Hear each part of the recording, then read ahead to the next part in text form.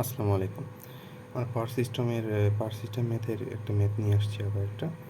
সেটা হচ্ছে বলছে কি প্রশ্নে যে 200 কিলোওয়াট 0.8 পাওয়ার ফ্যাক্টর লোডের সাথে সমান্তরালে একটি সিনক্রোনাস মোটর যুক্ত আছে। ওকে, এখন আমি প্রথমে এই লাইনটা বুঝি। 200 কিলোওয়াট তার মানে P1 200 kilowatt 200 kilowatt cos theta কত? cos থিটা 1 হচ্ছে 0.8, অর্থাৎ থিটা কত? থিটা 1 হচ্ছে 36.86 বা 87। ওকে, লোড সমান্তরালে যুক্ত আছে। এখন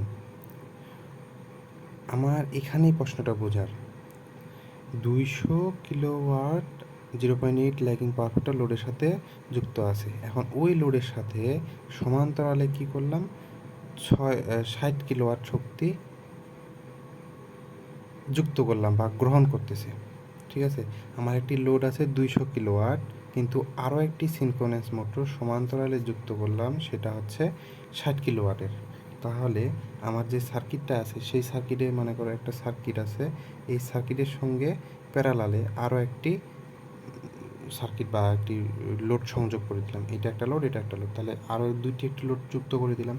তাহলে ওই লোডটাকে আমার ধরতে হচ্ছে, ওই লোডটার মান দিলাম P2 equal to 60 kilowatt. Okay, এখন এই অবস্থায় সামগ্রিক লোডের পাওয়ার ফ্যাক্টর, এটার cos থিটা টু হচ্ছে 0.9, অর্থাৎ থিটা টু ইকুয়াল টু 0.9-এর মান কত বের হচ্ছে? 25 পয়েন্ট সামথিং মনে হয়, মেবি। হ্যাঁ, এটা বের করে নিই, আমার এটা মনে নেই। cos থিটা 0.9, হ্যাঁ 25.85 বা 85 যেটাই বল, 84। আচ্ছা, থিটা টু বের করে নিলাম।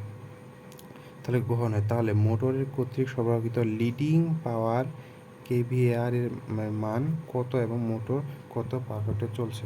আচ্ছা, এখন বলছে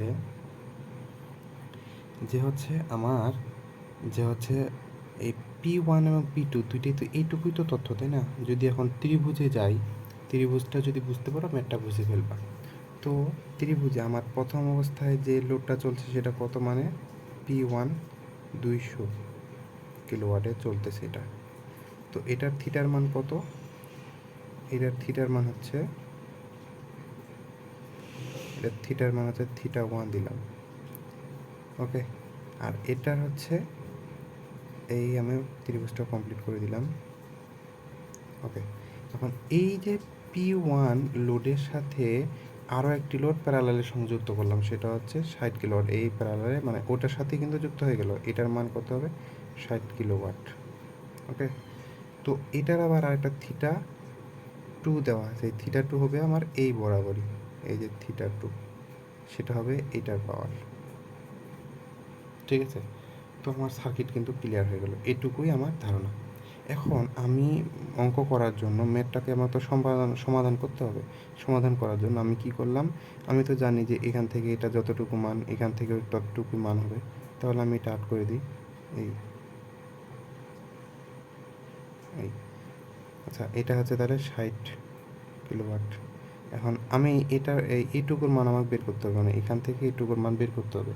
যেহেতু এইটুকুর মান বের করতে হবে, তাহলে আমি এটা ত্রিভুজ যদি একটা কল্পনা করি, তাহলে আমার ম্যাথটা করতে সুবিধা হয়, তাই না? ত্রিভুজ, তাহলে আমি 60 কিলোওয়াট এখানকার মান পেয়ে গেছি, আর এই থিটার মানটা আমাকে বের করতে বলছে এরা। এই যে বলছে লিডিং পাওয়ার ফ্যাক্টরে কত এবং মোটরের পাওয়ার ফ্যাক্টরের মান কততে চলছে। তার মানে আমার এই পাওয়ার ফ্যাক্টরটা বের করতে পারলেই আমি এইটা বের করতে পারবো। তাহলে এখন এই পাওয়ার ফ্যাক্টর বের করতে গেলে আমাকে এই একটা তো মান পেয়েছি, তাই না? আরেকটা মান বের করতে পারবো কি না? একটা মান পেয়েছি, এই মানটা বের করতে পারবো। আর এটা বের করতে পারলে আমি পিথাগোরাস অ্যাপ্লাই করে এটাও পাচ্ছি, আর এটা পেলে আমি এটা কোনটা মান বের করতে পারবো। তো এটা আমি কী করে বের করতাম, আমাকে সূত্র ব্যবহার করে। এখানে একটা সূত্র আমি ভেঙে ফেলছি, মানে সূত্রটাকে সহজ করে নিছি। তো সূত্রটা আমরা অ্যাপ্লাই করতাম কি, KVAR, মানে এটাই, এই KVARটা, এটা আমরা কী করতাম, P tan theta 1 minus tan theta 2। ওকে, এটাই তো করতাম।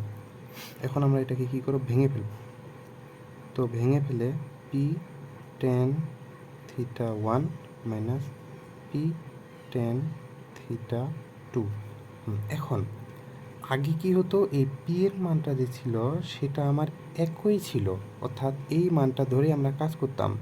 মানে এটা যে আমার ছিল সেটা হচ্ছে একটাই লোড ছিল, এর সাথে কিন্তু যোগ হয়নি। যোগ হয়েছে কি? যোগ হয়নি। তো প্রথমে যে যোগ হয়নি এই কারণে আমার এই মানটাই ছিল, তাই না? তো যোগ করার জন্য আমার কি হচ্ছে, মানে আগে কিন্তু যোগ হয়নি, তার মানে আমার আগে ছিল কি পি ওয়ান। আগে যেহেতু আমার কোনো যোগ হয়নি, তার মানে পি ওয়ান। কিন্তু এখন হচ্ছে কি যোগ হচ্ছে, তাহলে এই থিটা ওয়ানের জন্য পাওয়ার আলাদা, থিটা টু এর জন্য পাওয়ার আলাদা হচ্ছে আমার, তাই না? এখানে বুঝাতে চাচ্ছি আমি যে থিটা ওয়ানের জন্য আমার একটা ত্রিভুজ হচ্ছে, মানে একটা ত্রিভুজ হচ্ছে, তোমার ত্রিভুজ দিয়েই বুঝাই তাহলে সহজে বুঝতে পারবা। এটা থিওরি না, কিন্তু আমি কিন্তু বোঝানোর জন্য বোঝাচ্ছি। আর থিটা টু এর জন্য আরও একটা আলাদা বড় ত্রিভুজ হচ্ছে, তাই না? থিটা টু এর সাথে, যেটা আবার এখানে যোগ হচ্ছে দুইটা মান, তাই না? তো আমি এখানে তাহলে তার মানে এই প্রথমকার পাওয়ার যেটা দ্বিতীয় পাওয়ার সেটা তো হচ্ছে না। হচ্ছে কি, প্রথমে তো আমার 200, আবার দ্বিতীয় ক্ষেত্রে আবার কি করলাম, 60 যোগ করলাম, তাহলে কি হচ্ছে দ্বিতীয় ক্ষেত্রে পি2। আর এই পি2-র মানটা হবে কি, পি1 প্লাস এই যে আমার 60 আছে, এই 60। ওকে, পি1 প্লাস 60 আমার এখানকার মানটা হবে। তাহলে আমি ম্যাথ এখন করতে যাই। সূত্রটা যদি বুঝে থাকো তাহলে অঙ্কটা সহজে পারবা। তাহলে K B A R equal to পি1 টেন থিটা ওয়ান, ওকে, একটা লোডের জন্য, মাইনাস পি2 টেন থিটা টু আরেকটা লোডের জন্য। অর্থাৎ প্রথম অবস্থায় আমার লোড ছিল 200, পরবর্তীতে আরও 60 যোগ হলো, তার মানে পরবর্তীতে আমার হলো কত, 260। অর্থাৎ এই টোটাল মানটা হচ্ছে 260 কিলোওয়াট।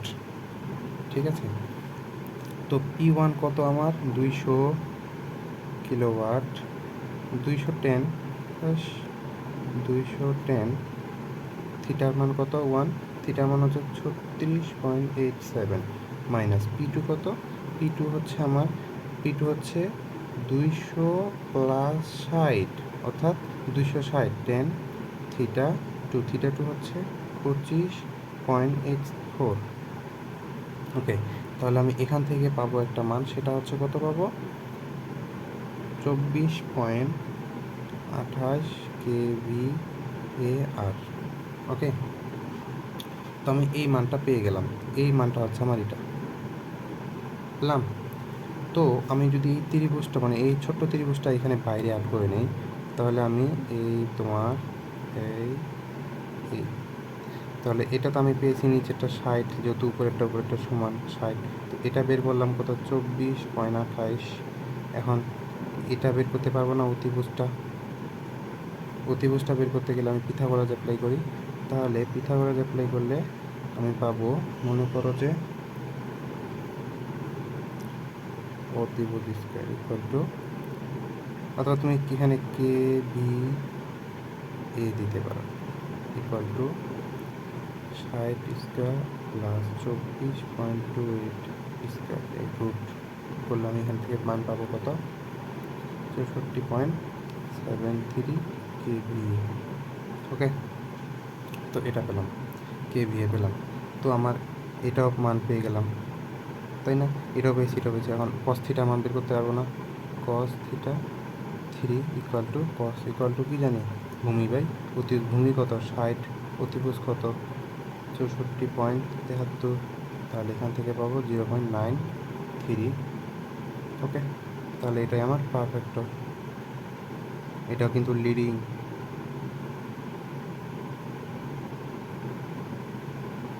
না ল্যাগিং, তাহলে আমার এখানকার যে পারফেক্টটা পেলাম সেটা পেয়ে গেলাম। ওকে, আমার তাহলে অ্যান্সার ওকে। ঠিক আছে, এইভাবেই আমার করতে হবে।